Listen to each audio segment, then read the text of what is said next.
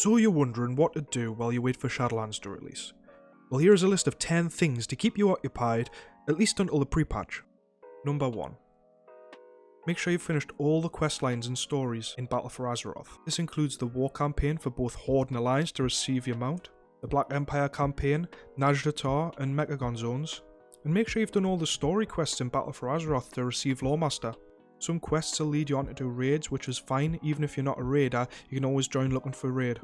However, if you are a raider, you should be pushing Mythic. Downing certain bosses such as N'Zoth and Jaina will reward you with pretty sick mounts. And these mounts are 100% drop from Mythic for the time being. But as soon as the next expansion hits, these will go to a 1% drop chance.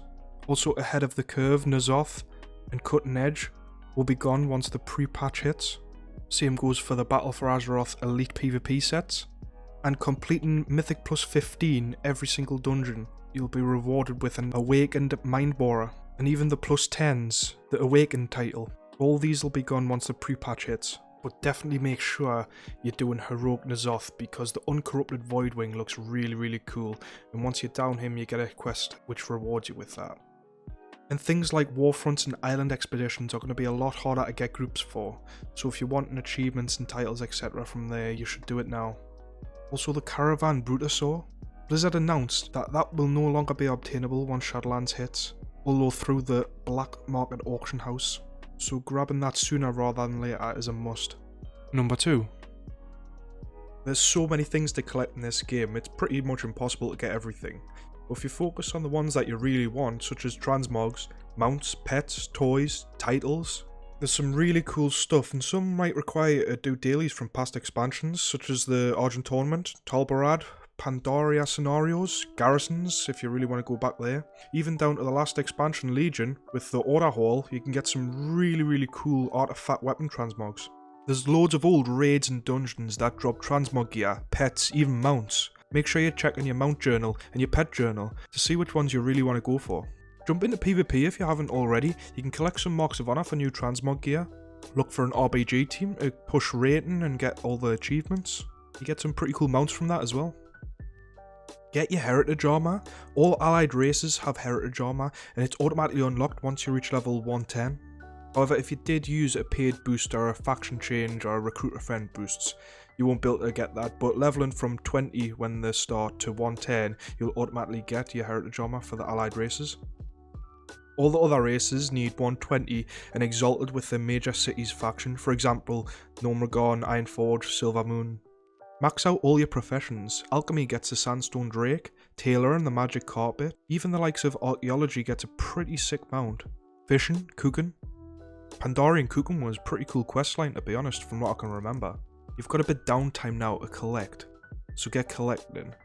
Go back into old world content, whether it be for that really cool weapon transmog or a really funny title.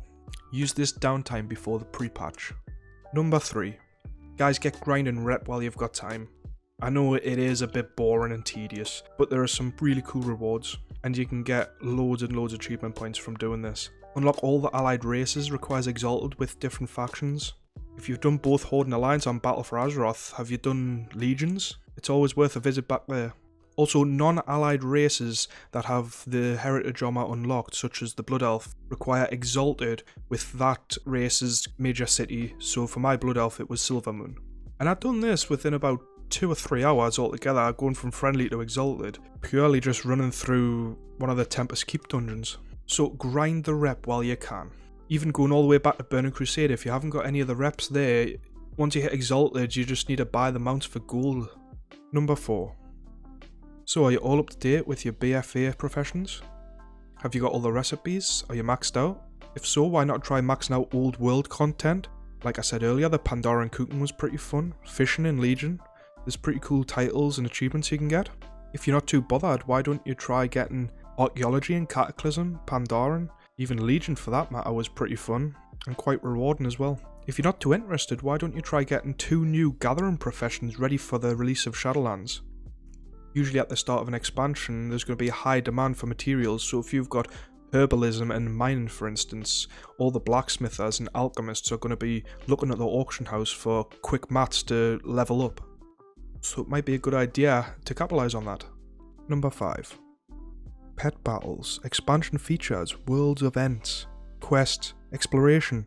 If you're like me and you've played the game since before Cataclysm released, then you might not even experience some of the quests from levels 1 to 60.